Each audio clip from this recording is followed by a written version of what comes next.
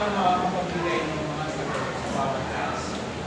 Okay? Sino yung unang makakapagbigay? So, hindi naman lahat paunahan. Pero most of you, kasi yung unang makakapagbigay ng unang sagot sa kanilang kayo. Okay? Kaya ginagawa natin itong arrangement para mabilis kayo makapag-usap ng mga kilos. First, siguro ibigay nyo yung one image rather ng mga okay? Lagyan ng mail, tapos lagyan ng performance as number.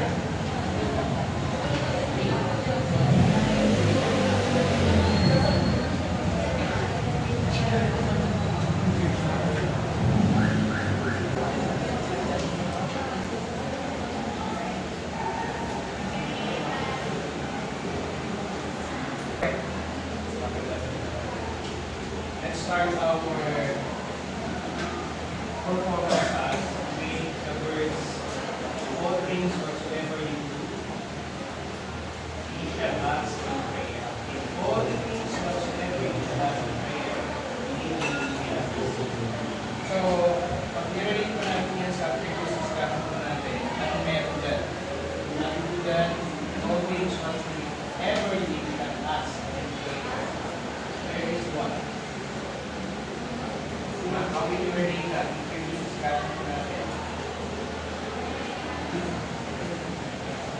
When you ask, when you pray, in terms of physics, anong physics application na pwede mong i-apply ka? May application kaya yung visual. May application kaya yung physical. When you ask, when you pray, may application na ng physics. Pero ano? There is an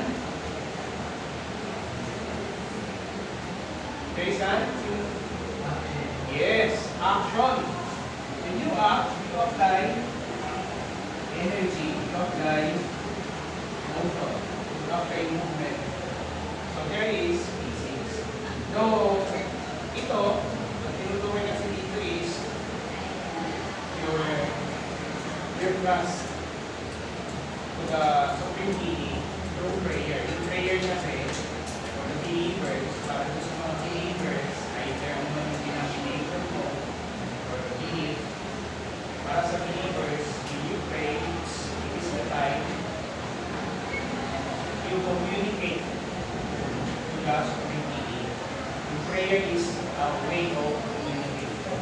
So communication as well, meron ko yung physics. Diba? Kasi you disseminate your message towards the Supreme Being. Diba?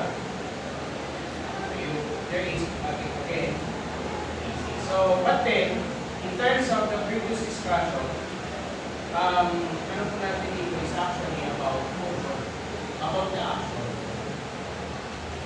As I said a while ago, is afternoon, we will be having our performance task number 3 by the different tasks. Kaya tatawagin po natin yung mga activities po natin sa as extra challenge. Kasi I think there are 6 tasks na gawin po natin. Mula sa review hanggang sa conclusion. Tapos may mga additional points for may mga additional points na mabibigay along the way. Okay? Let's proceed. So, our lesson this afternoon is all about relative velocity, projectile motion, and circular motion. In continuation pa rin po ito yung previous discussion natin. Though yung previous discussion natin is all about position, time, velocity, displacement, acceleration. So, kung hindi pa din yung previous discussion natin, definitely, medyo mahirapan ka rin dito. But this time, we will just discuss the first learning target, describe motion using the concept of relative velocity in one-dimensional and two-dimensional. Yun lang yung learning target na natin sa akin. So let us have a review of the past lesson. Let's have a review of the past lesson. Position, time, distance, displacement, speed, average velocity, and instantaneous velocity. For us to review, ito po yung mag-serve as our first task. Ito yung I think meron ako ditong 4 na problem pero ibigay ko sa inyo sa tatlo lang. So, per problem ay mayroong equivalent na 10 points. Base sa rubric ko natin. At kung sino yung una makakapagsagot, makapagbigay ng sagot at sa kanilang pupunta yun. Tapos, sunod-sunod na yun. Ang training pinakamataas natin. Okay? So, you are asked here to solve the following problems and show your solutions on your answer sheet. Answer sheet is your Manila paper. And then, you will answer the problem for at most 5 minutes. Okay, are you ready? Ready na yung mga okay, ready na yung nakasulat, nakabasa, kasi collaborative effort na ito, may tagabasa, may taga-analyze, may taga-sulat, may taga-sulat. Okay? Are you ready? Ready na? Group 1. Sino yung 1? Ready? Okay, now group 2. Ready? Okay, group 2. Kayo, ready? Okay. Ang problem, hindi ko naman natin yung problem. Okay. Group 4, ready? Okay, are you ready now? Your 5 minutes will start now. Okay. Then, group 6. Ang pinakauna, kumuha ng pagpapakili ng sagot, will have 10 points.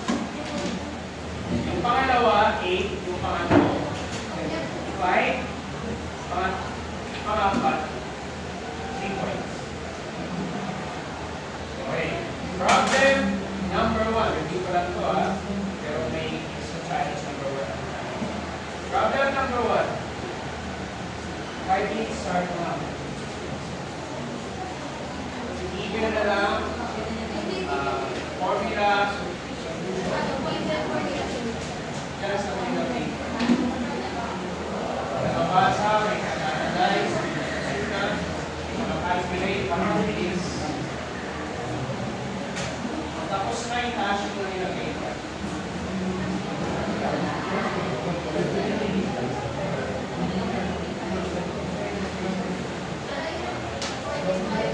Either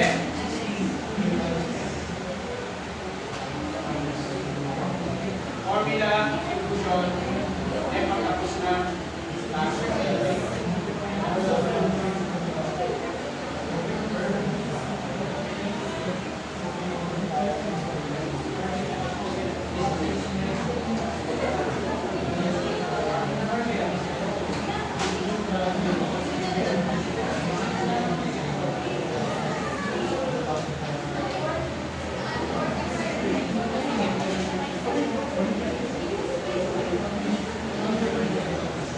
Kanino kaya mapupunta ang point? Kanino mapupunta ang point? Siyempre, dapat tama ang sagot.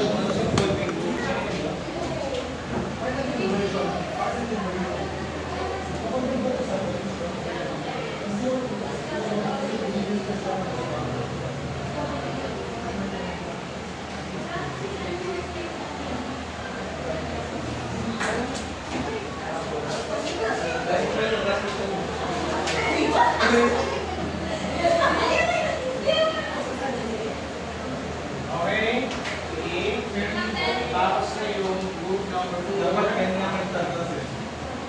Hindi sagot. Wait.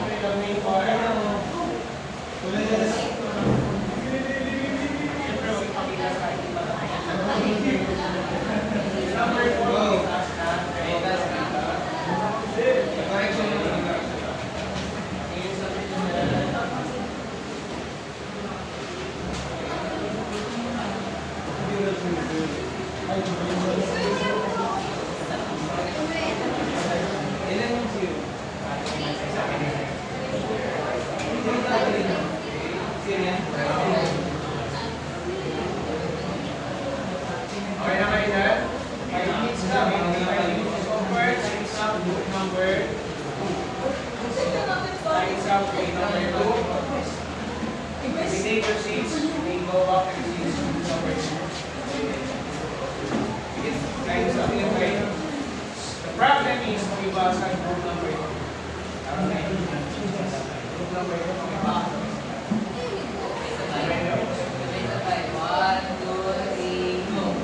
What is the displacement of a car traveling west with a constant velocity of 45 meters per second after 10 minutes?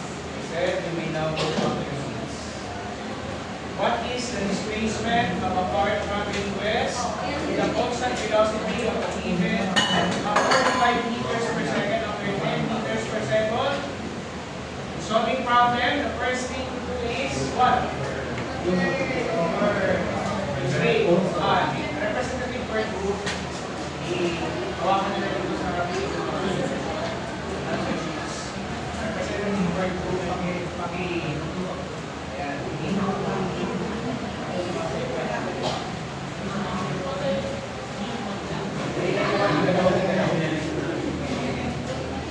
Given, walang given si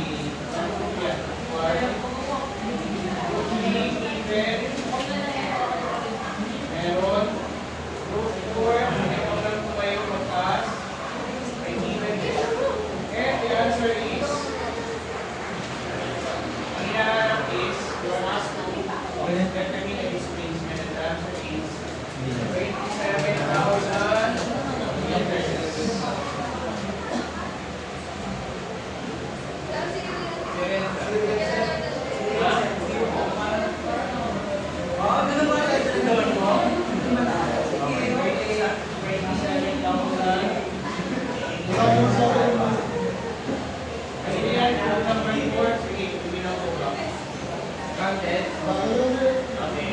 Number 4 is 10.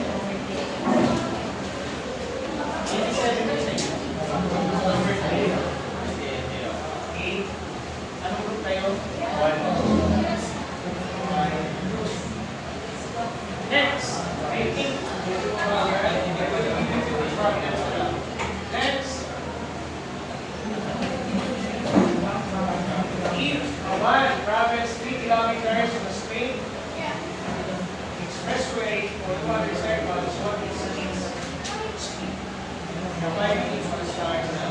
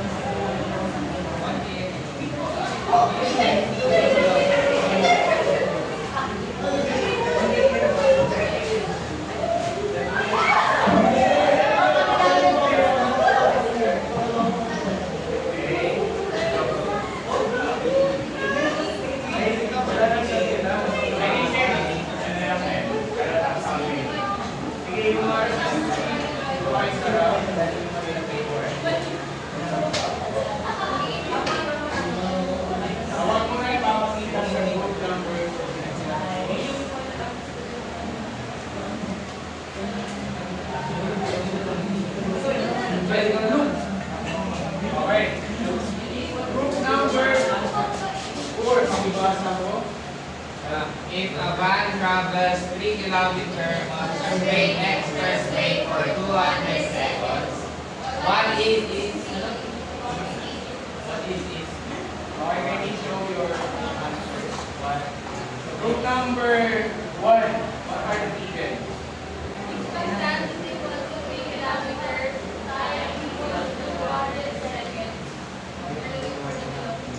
Okay, you are looking for the velocity.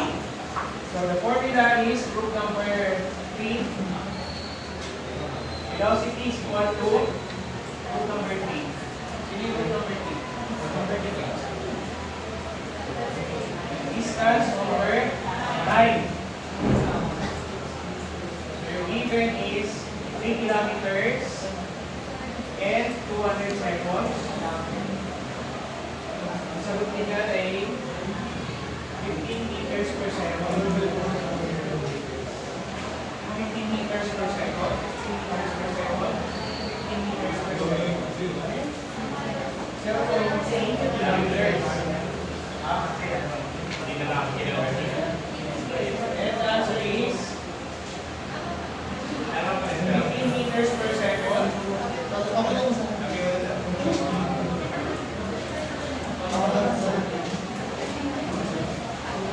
Group number 1. Group number 1.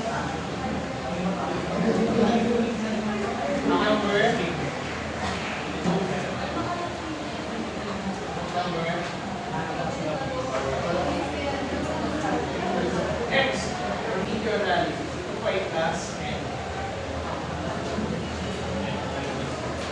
Analyze the video on the screen.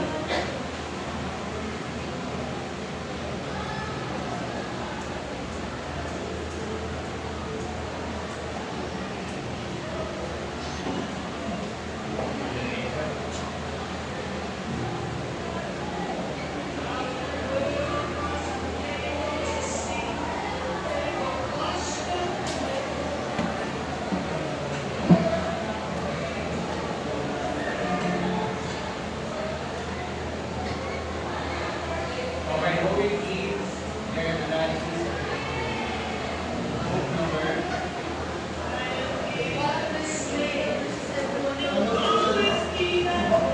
Na-observe ko muna sa prosedur ko narinig ko sa thesis na paano pag-amin ko yung motion ko. In relation to relative motion to relative motion. What is relative motion? Motion na relative ko sa Kasi yung instruction ko natin is analyze the video in relation to relative motion. The video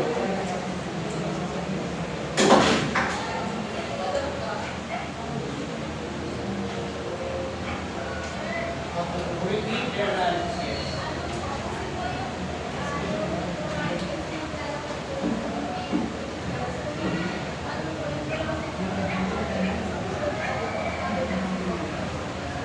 Velocity of the Roman is observed by the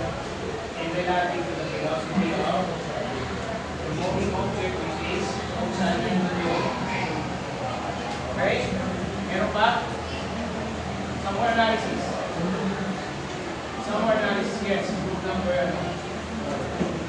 Kayo yung group number?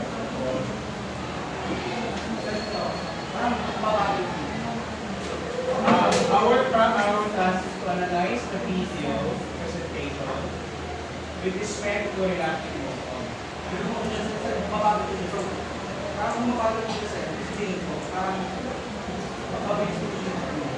So, ano yung relative motion? Yung train at saka? Yung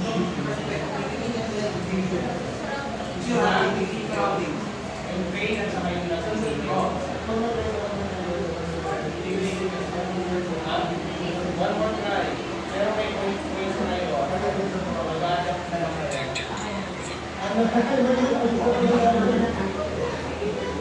Sige ba, dahil yung gusto mo, nakita ko parang yung scenery ko, malayos mo siya sa Facebook.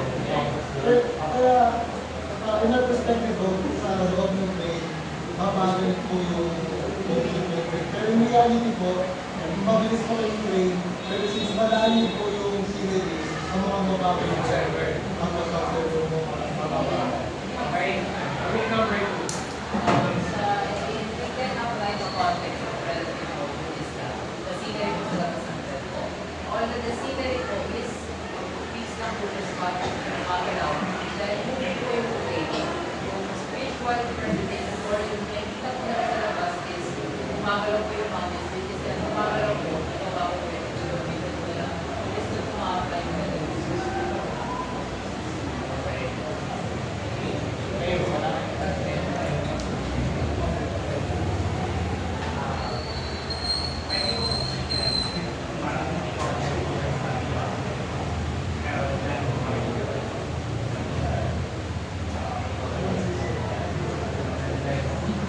Ano siya, sir? Pwede natin i-handle natin model through video observation. Hindi na yung natin dahil sa bilis, bakit parang bumabago yung observation natin sa labas ng scenery. Dahil yung maximum speed ng pen, kung over, anything na over 300 plus na kilometers per second yung speeds niya. So, it means, kapag nasa loob tayo, parang it's not affecting the inside. The inside, ano, parang for example, yung bilis ng mundo, hindi natin nararamdaman yung bilis ng mundo, pero nandun pa rin tayo. Parang ganun. Okay.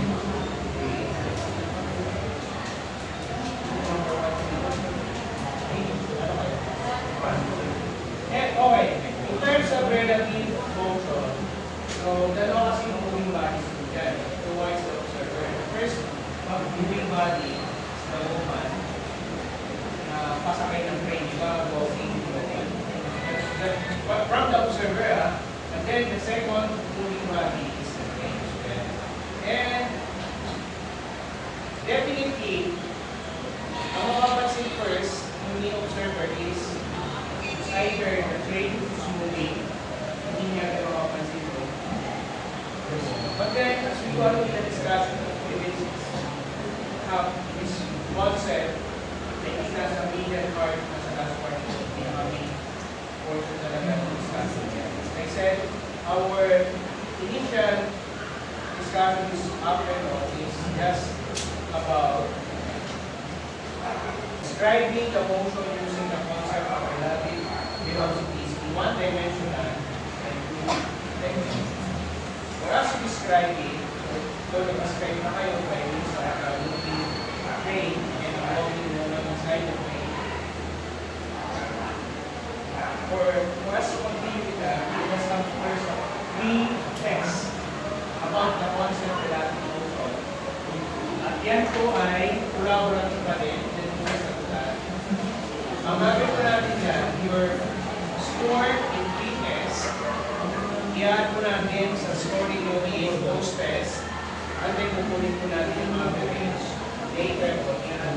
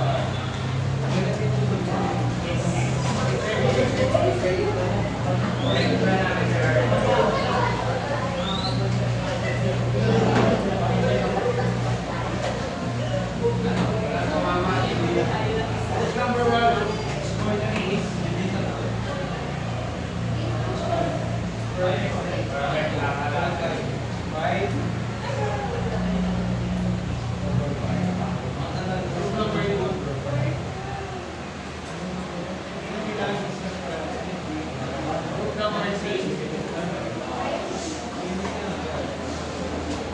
Group number 4. Wait, group number 4. Opo.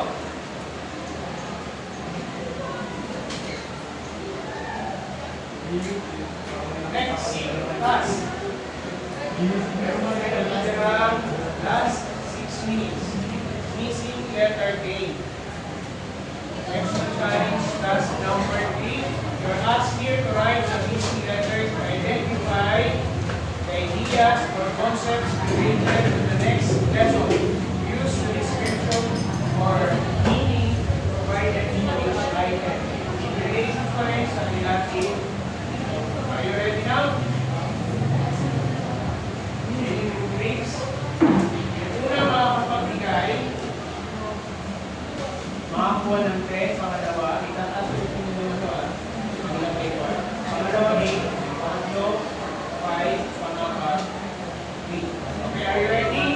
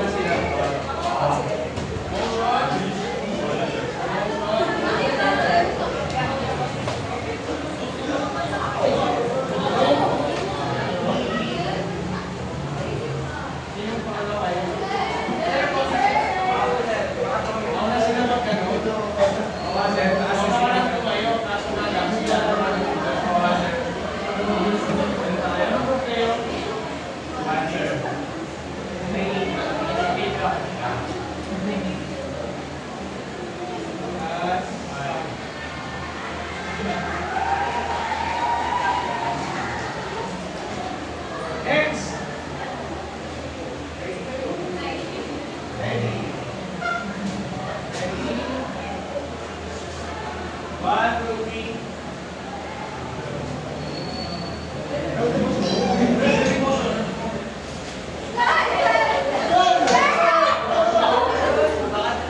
One, two, three.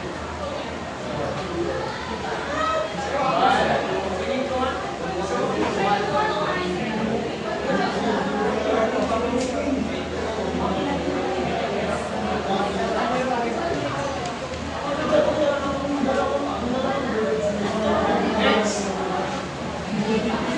Are you ready?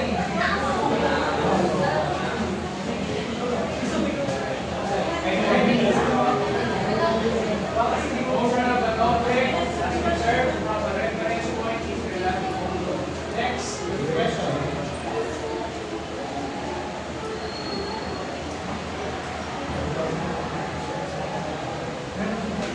Velocity of an object observed from another is one, two,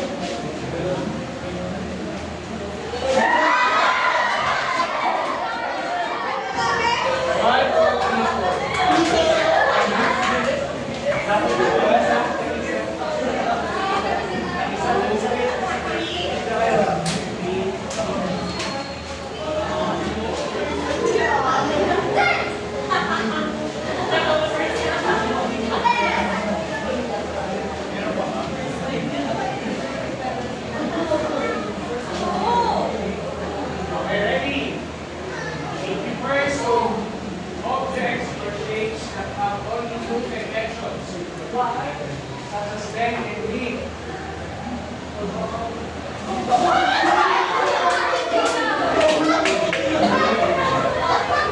One, two,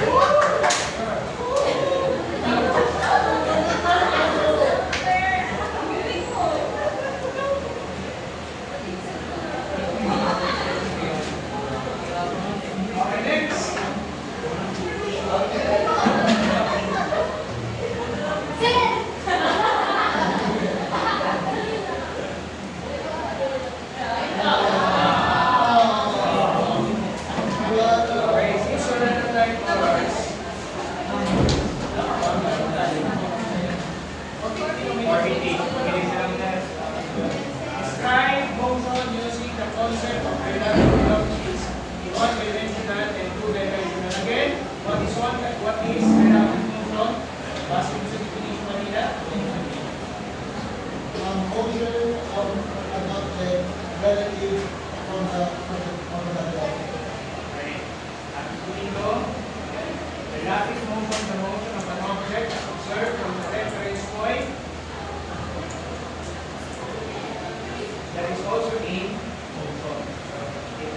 object is observed in motion, dynamic to the observer.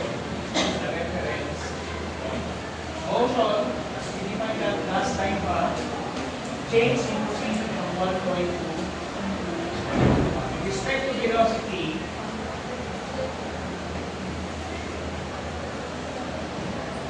we define that as the velocity of an object observed from velocity of an object tulad kanina sa train.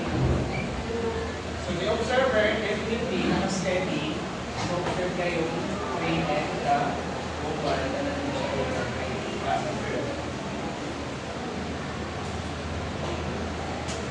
To deeper our understanding of relative velocities, okay, group number 1, pakipasok. Okay, sabay-sabay. Relative velocity is a fundamental concept in physics that describes how the motion of an object appears from the perspective of another moving object. It is essential for understanding various physical phenomena, from the movement of celestial bodies to the dynamics of everyday objects. Right. Fundamental concept in physics describe how motion of an object appears from the perspective of so definitely in a moving object, pag may dalawang observer na nandun sa parehas sa reference, definitely may different observations dito. Yun yung tinatawag na relative. Fundamental describing the motion of an object appears from the perspective of another moving body. Ibig sabihin, dalawang object pala, ako nakasakay sa motor, isa na sa kotse, titingin lang kami sa aming motor. So that is relative. Yung kanina naman, two moving bodies, the observer which is not moving. Ano yung dalawang moving bodies doon? The train and the passenger mobile. Sabi ko dyan, is essential for understanding various physical phenomena from the movement of celestial bodies to the dynamics of every object. Katulad ng sinabi kanina niya, no? Habi, the earth, hindi natin naharap naman yung kanyang movement. Relative to sa movement dito natin. From 99 na we change our position from 1 point to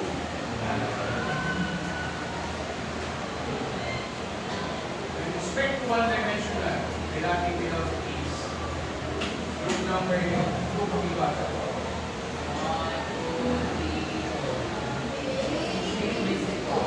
The relative velocity between two objects moving in the same direction is simply the difference between their velocities.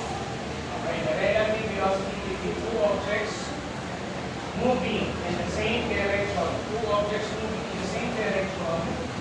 So that is one-dimensional in terms of relative velocities. Simply the difference between their velocities. And to mathematically express that, you have relative velocity or V sub red is equal to velocity of the first object and the velocity of the second of the observer rather.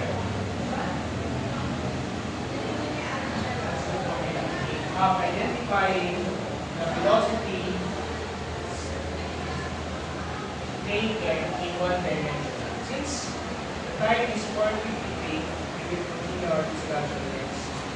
Thank you for the participation. This is the